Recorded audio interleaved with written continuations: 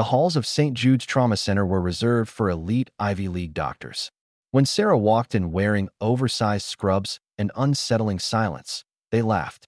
They called her the mute, the maid, the liability. They didn't know the scars on her arms were from shrapnel. They didn't know their most critical patient, a dying Navy SEAL commander, was holding on for one reason, and it wasn't for them but Dr.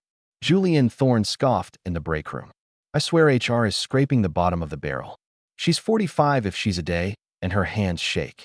Probably DTs, Nurse Jessica added. Alcoholic or burned out. Outside, Sarah Mitchell heard every word. She didn't blink. She simply picked up her tray and walked on. Sarah's hands did shake, but from Phantom Blackhawk rotors, not alcohol. For 20 years they'd been covered in blood from Kandahar, Fallujah, places the government wouldn't admit existed. Former Lieutenant Sarah Mitchell, call sign Angel, a specialized pararescue jumper attached to Tier 1 units. Retired after an IED left her with TBI and a spine full of titanium. That afternoon, Code Black erupted. A Pave Hawk landed on the roof. Commander Marcus Hayes, multiple gunshot wounds, BP dropping. I've got this, Thorne declared. But as he worked, the patient coded.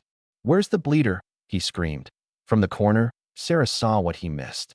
He's got a junctional hemorrhage, she whispered, and one heard. She moved, shoving past Greg, jamming her fist into the commander's groin wound. Stop compressions. You're pumping the blood out. You're fired, Thorne roared. Look at the monitor, Sarah commanded. The BP stabilized. She'd crimped the femoral artery. Clamp, she ordered. With brutal precision, she clamped it blind and withdrew her hand.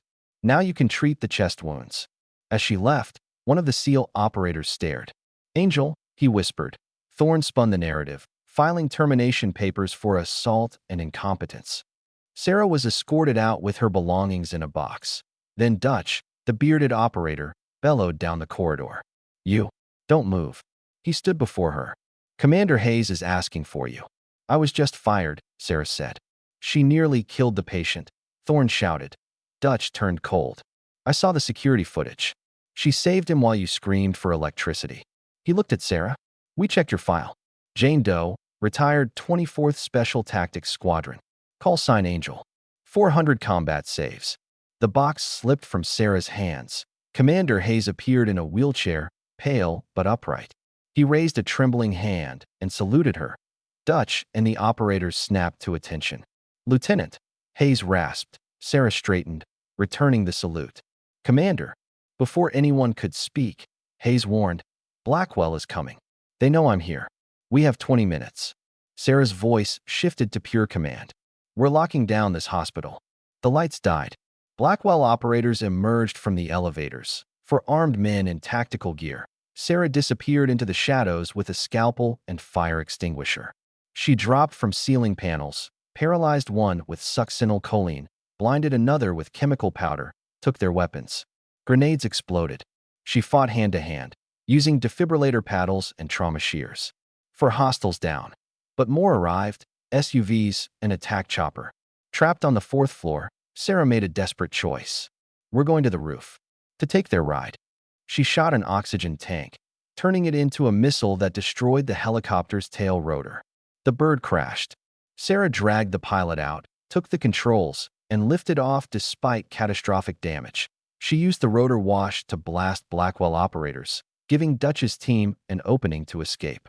They scrambled aboard as Sarah pulled up into the rainy sky. Weeks later, at a Virginia airfield, Hayes presented her with a pin, a golden angel wing. You're not Angel anymore. Call sign is Valkyrie. Because you choose who lives and who dies. The job offer still stands, Hayes said. Sarah looked at her steady hands. When do we start?